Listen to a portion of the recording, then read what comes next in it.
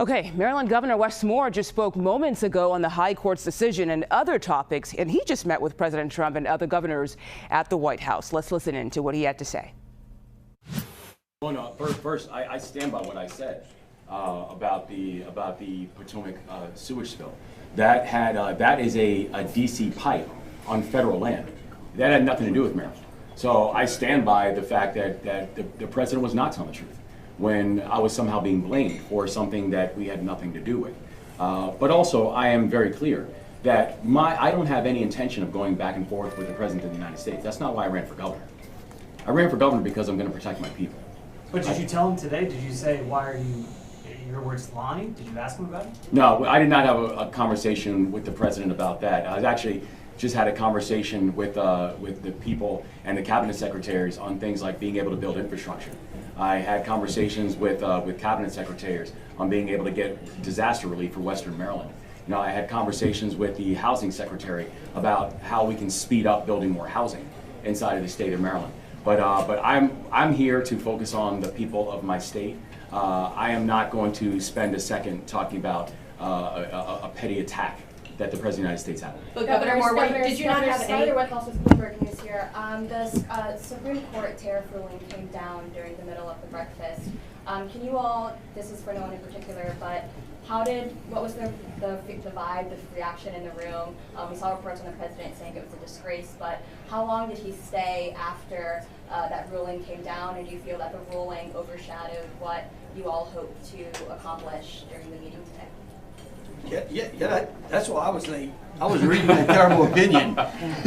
Unfortunately, in the last job that I had, like Governor Stein, former Attorney General Stein, you know, we got in the habit of having to read SCOTUS opinions. It's a terrible opinion. It really is. I mean, we forget the fact that the you know, foreign interest, you know, foreign affairs is directly a responsibility of the executive department. I think the president. I think it really did. It completely overshadowed, which in my opinion was getting ready to be a very productive meeting with the president. He kind of laid out a lot of great things. He talked about the economy.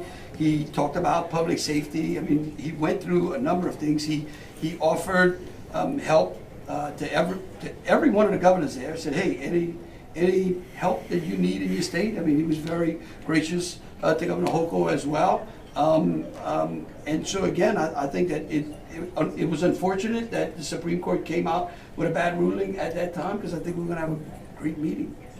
I'd like to respond to that. You know, this shows the beauty of governors. We like each other, but we don't have to agree.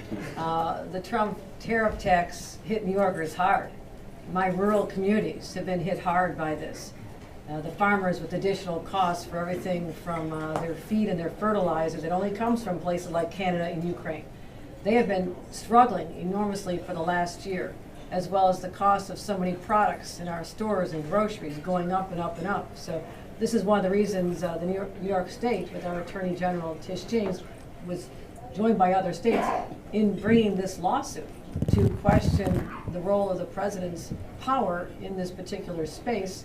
And I think the Supreme Court, many of whom are appointees by the president, sided with supporting the Constitution and doing what's right. So we support this decision and hope that we can continue to find ways to work together to drive down costs, not do the opposite as we saw tariffs do in our state. Hold on, Scott, I already asked a question. Caroline.